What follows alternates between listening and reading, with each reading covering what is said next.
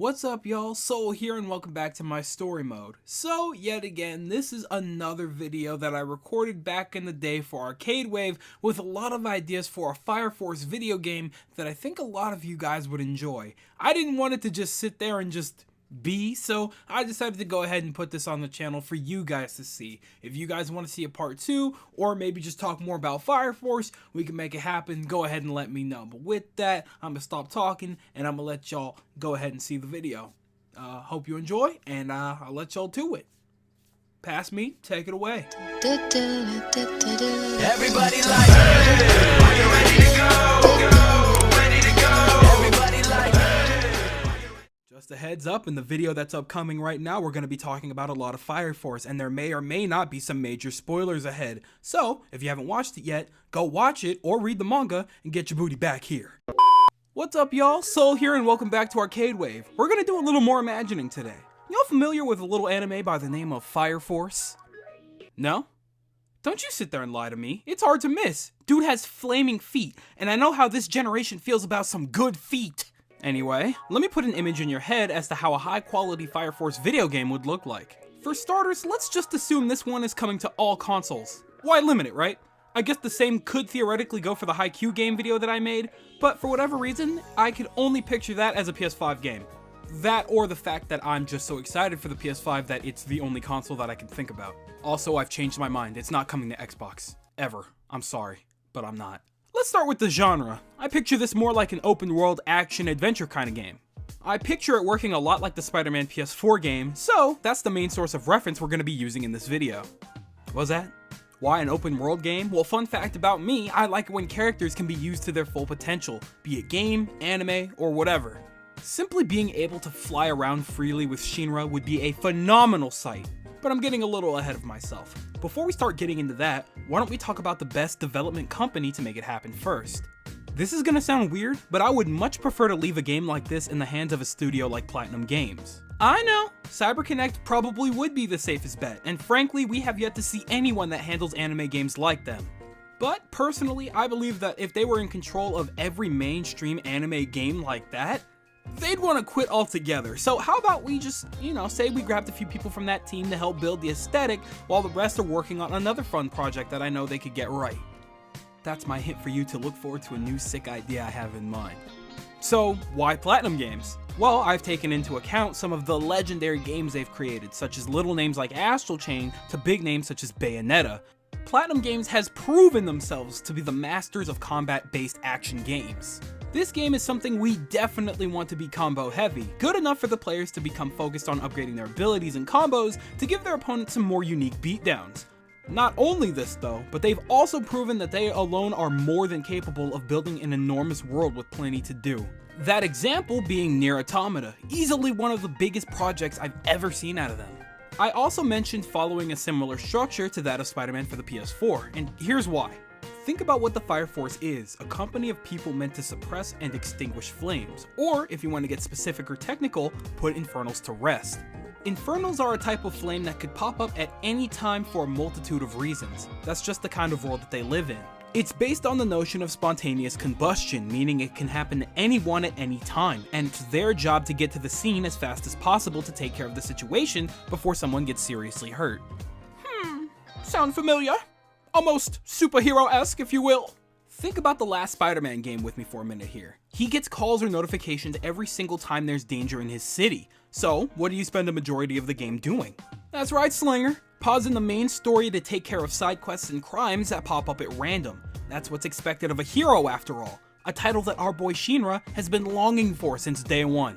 So now you understand my connection to Spider-Man and why I'll be relying on it for reference. It also occurred to me that in the midst of writing this, Kakarot would also be a phenomenal reference point. Open world and anime, it hits all the notes. God, it was so obvious. Anyway, I may have been getting a little ahead of myself, so we're gonna back up here and start with the basics. The startup. As an anime game, I usually expect an anime-esque opening. So we obviously have to have that. Something flashy to really showcase a bit of what Fire Force is. I hope it's dope. Neat even. Dare I say, some absolute heat.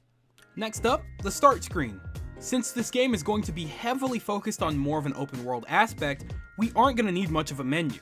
Start game, settings, and options are probably going to be the main 3 things that we're going to need on there. But again, I'm willing to throw in a photo mode just in case you want to take some fiery pics with the squad. But again, I don't think that'll be too necessary.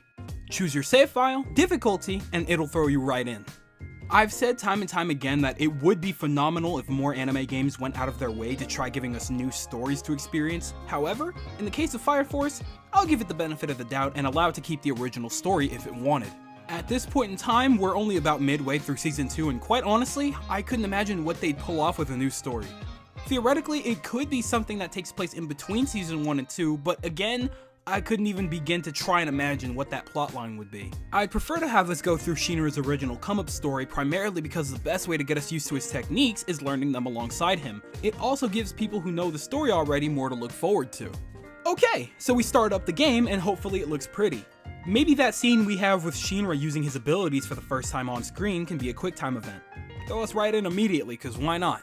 We're gonna get some sweet introductions to all the characters and some details here and there about their world, of course, since there are some people out there that get the game and don't actually know shit about Fire Force. Yeah, dude, people that get anime games without prior knowledge exist out there somewhere. Isn't that weird? There's gonna be some in-between stuff that wasn't in the anime that should probably showcase the actual combat. Maybe some kind of practice battles against some dummies so Shinra can show his new squad what he's made of. I'm under the assumption that this game would play most fine on anything, but for the sake of explanation, I'll be using the PS4 controller to go over the controls. Yeah, I'm super sorry, but PC players? Good luck. So obviously, the square button would be your basic attack combo. You'll be mashing this one a lot, so I recommend getting a sturdy controller.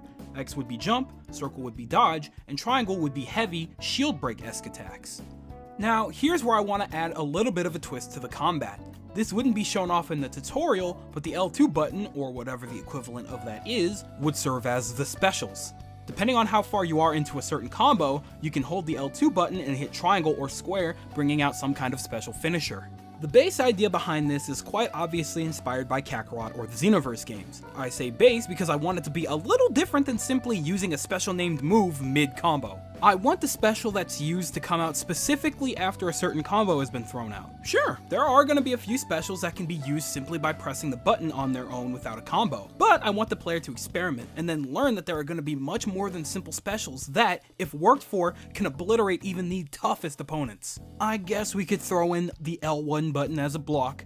I know it couldn't hurt, especially for the cowards. R1 would serve as a lock-on because when you're surrounded by enemies, there's always that one little you want to snuff out before the rest so you can lower the enemy's morale. And in battle, R2 will help you move more quickly, using those flame feet to zip around the field or behind an opponent at a moment's notice.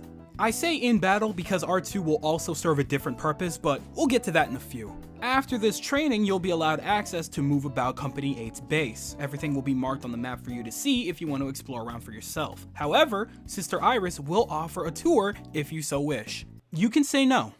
You'll feel bad about it, but you can say no. Inside home base here, you can buy gear, get gear maintenance, do special training, change outfits, get upgrades for you and your teammates, and obtain missions, side as well as main.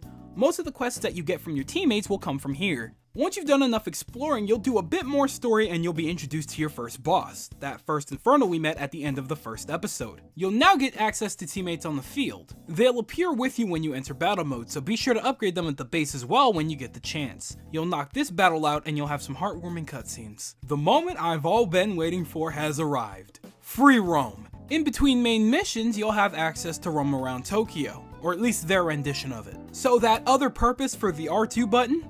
Yeah, I'm sure you already guessed it. We flying like eagles out here, gentlemen!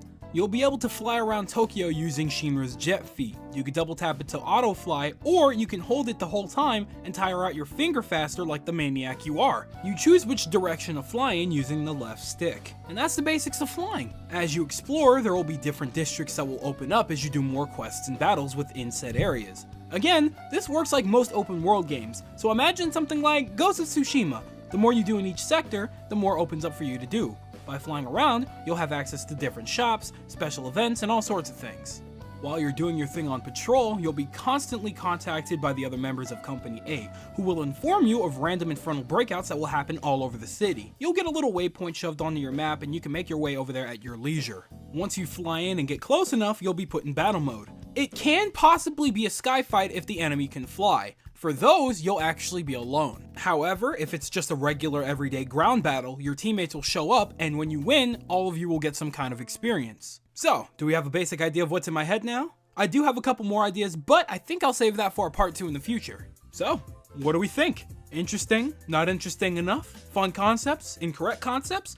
I want all of it from you guys directly in the comment section. Tell me all of the possible ideas that you feel would be better, or even just general things that you'd like to incorporate.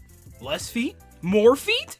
All up to you guys. I'm always down to delve deeper into this. However, if I were to put all of my ideas flat out right now, we'd be looking at a stupid long video. So let me know if you guys want a part 2, what concepts you'd like to fix or incorporate, and we can make it happen. So I'm looking at my watch right now, and it does look like it's skedaddle time. So I'll be seeing you guys later. Thank you guys ever so much for watching. I truly do hope you enjoyed. Do us the greatest favor of dropping a like and a comment, and make sure to subscribe for more content just like this, and we hope to see you guys in the next one. Usually at this point I would say make sure to have an arcade wave of a day, but this is not arcade wave. So I'll see you all next time.